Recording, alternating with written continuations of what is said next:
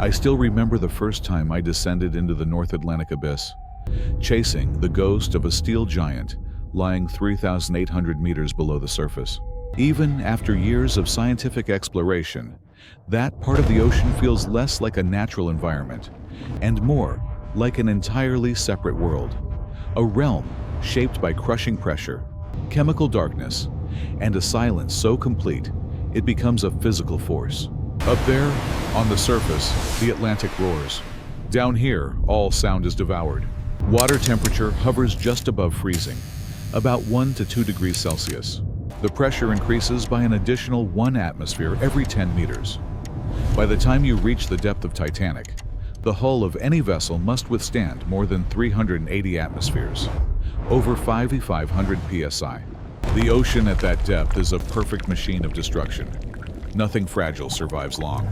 And yet, for more than a century, Titanic has endured. Not intact, not untouched, but present, sleeping in the dark, dissolving molecule by molecule. That is the environment I enter every time the submersible begins its descent. My craft for this expedition is the DSVC Lancer, modeled closely after legendary deep submergence vehicles like the Mir 1 and Mir 2. Its titanium sphere pressure hull is only a few centimeters thick, but strong enough to resist forces that would crush a modern naval destroyer like a soda can. Inside, space is barely enough for 2 people and the life support systems. Our oxygen scrubbers use lithium hydroxide cartridges. The CO2 monitors are set to alarm at 0.5% concentration. We carry 72 hours of emergency reserves. And every time I sit inside, strapped between modules, I am reminded that only a few millimeters of metal stand between me and instant implosion. During this mission, we rely on a multi-beam sonar array to navigate, because by the time we pass 1,000 meters, sunlight has ceased to exist entirely. The water becomes a midnight void. The only visibility comes from our external halogen and LED beams, narrow cones of harsh artificial light cutting through particulate drift. As we descend past 3,000 meters, the cabin temperature drops. Condensation collects on every exposed surface. The hull creaks and pops from the thermal contraction. That sound always unsettles new explorers. To veterans, it's simply the ocean reminding us of our insignificance. At 3,700 meters, sonar begins picking up anomalies, scattered metal, debris fields. The first sign that Titanic is near. At this moment, tension always rises by at least 15%. Because from here on, we know we are no longer alone in empty water. We are in the shadow of history. My pilot brings the sub low. Thrusters adjust with short bursts. We approach the outer perimeter of the site. The debris field is almost a mile wide. Twisted steel beams, ceramic shards, coal scattered like black sand, shoes lying in pairs. One of the most haunting indicators of where a passenger once rested before time erased every organic trace. Then the bow emerges from the darkness. Even after several expeditions, the sight is overwhelming. Over 90 meters of the bow section remain recognizable, propped upright on the seafloor like a cathedral that sank intact. The railings, covered in rusticles, iron-eating bacteria forming stalactite-like structures, drip and sway in the currents. Rusticles are alive, constantly rebuilding and collapsing as they consume the ship. Their activity is measurable. It's estimated that Titanic loses several hundred kilograms of iron per day. At this rate, scientists predict the wreck may fully collapse within the next few decades. We circle the bow. The anchor chains still drape down the side, each link weighing more than 90 kilograms. Silt clouds rise as our thrusters disturb the seafloor. The hull plates, once smooth, now look melted, softened by decades of microbial corrosion. As the camera arms extend, we watch the video feeds. This material is what the world sees in documentaries. But being here, floating inches away from steel that once touched the open air of 1912, always feels unreal. We hover near the forward well deck. A faint vibration runs through the sub. At this depth, there are no waves, no wind. Any vibration means one of two things: mechanical resonance from our own systems, or movement outside. My pilot notices it too. He reduces thruster output. The vibration continues. Our sonar registers a faint echo, rhythmic, irregular, not mechanical, not any known marine creature. I've heard this before, but I never speak about it publicly. Down here, sound behaves strangely. The steel of Titanic expands and contracts with temperature shifts. Sometimes the wreck groans like an enormous creature in its sleep. But this pattern is different. We continue the documentary-style observation. I describe the outer structures, the cargo cranes frozen in place, the broken davits where lifeboats once hung, the shattered bridge. Then we prepare to enter the wreck. Only remotely operated vehicles are allowed inside. Human-occupied submersibles must stay outside. So we deploy our ROV, fitted with 4K imaging, laser scanners, and rotating manipulators. The ROV enters through a large breach created when the ship hit the seafloor. Inside, Titanic is a labyrinth of collapsed decks, rotting beams and silt layers that puff up like smoke at the slightest touch. We navigate into what remains of the grand staircase. The ornate wood has long since disappeared, devoured by bacteria. Only the metal framework remains, bent, skeletal, eerie. A large pile of debris at the center is believed to be the collapsed dome. Light flickers as the ROV's external beams catch reflective surfaces, possibly remnants of chandeliers. As we push deeper, the tension rises again. Hallways narrow, the ceiling sags. One wrong movement could trap the ROV forever. Then, something unexpected appears on the sonar overlay. An unusual cavity behind a bulkhead. A space not previously mapped. My pilot slows. I narrate the moment as the documentary voiceover. A void untouched since 1912. We send the ROV inside. The camera adjusts.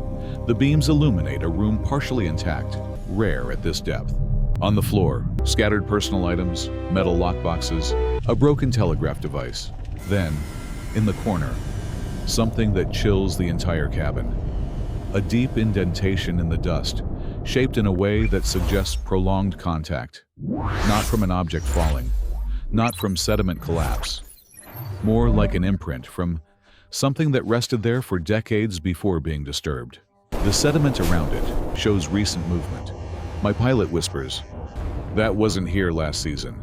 We both know the sediment layer at this depth is stable. Nothing shifts without cause. At this point in the voiceover, I introduce a specialist whose recorded commentary we use to contextualize such anomalies. The screen cuts to the expert, Dr. Howard Levin, marine geologist. Deep-sea sediment at Titanic's depth settles extremely slowly. A disturbance within the past few years would be noticeable, especially in enclosed compartments where currents cannot reach. If you're seeing displacement, something caused it. Something physical. We transition back to the dive. The ROV swivels. Movement. Not large. Just a drifting, particulate cloud. But inside an enclosed room, that should be impossible. Unless something was here recently. The tension builds another 15%. The documentary tone shifts from historical to investigative. We withdraw the ROV carefully. Outside, we continue mapping the stern section. Far more chaotic, having imploded during the sinking. Steel beams stick out at unnatural angles. The hull peeled back like a crushed soda can. While describing the structural failures, I notice again the rhythmic vibration against the sub's hull. This time stronger. We pause. Silence. Then another vibration, almost like tapping, but extremely faint. We record the audio. The spectral analysis shows no match for marine life. No correlation with known mechanical signatures. The tapping continues for 11 seconds, then stops abruptly. In the voiceover, I acknowledge the unsettling truth. Many crews, from the mere expeditions to modern ROV operations, have reported unexplained acoustic anomalies around the wreck. Most are dismissed as metal stress or temperature-related expansion, but not all of them are so easily categorized. I quote another specialist, Dr. Elaine Porter, structural materials expert. When steel that old undergoes microbial degradation, internal stresses are released unpredictably. However, patterned sounds, anything rhythmic, cannot be explained by corrosion alone. The documentary escalates. The tension reaches its highest layer. While we navigate along the port side of the stern, the sonar abruptly picks up a shadow. Large, irregular, moving slowly along the seabed. Not a fish, not a shark. Too big, too close. The shape disappears behind the stern. My pilot frowns, recalibrates the sonar. We get another reading, transient, flickering. Something is absorbing part of the signal, a mass that moves with purpose. I describe the scientific possibilities: dense particulate clouds, collapsing rusticles, shifting debris. But the shape's movement pattern contradicts all of them. I continue narrating as the cameras sweep the area. The darkness beyond the stern looks thicker than before, as if absorbing our light. Then, the tapping returns, closer now. Not from Titanic, from our own hull. 3 taps. Pause. 3 taps.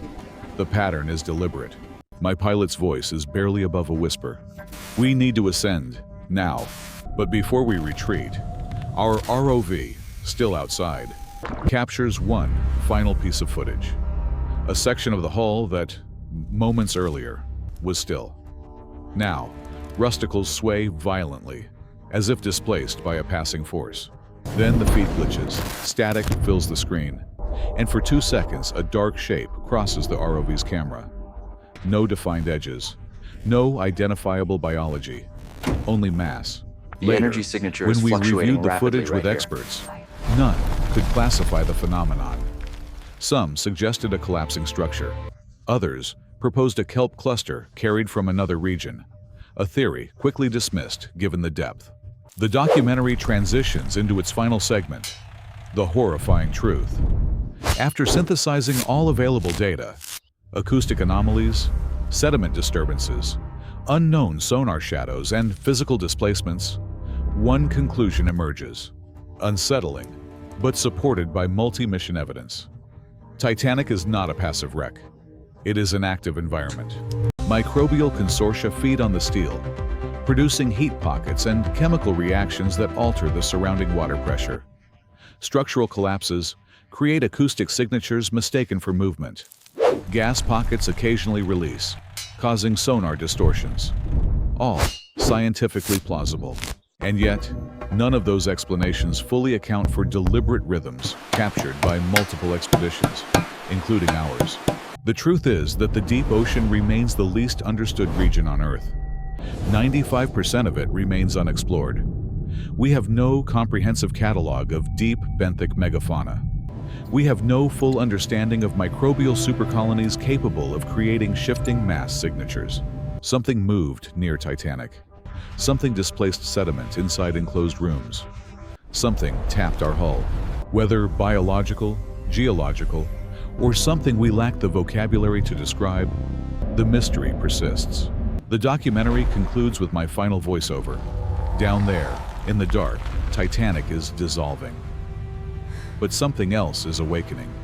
Not supernatural, not mythical, simply unknown.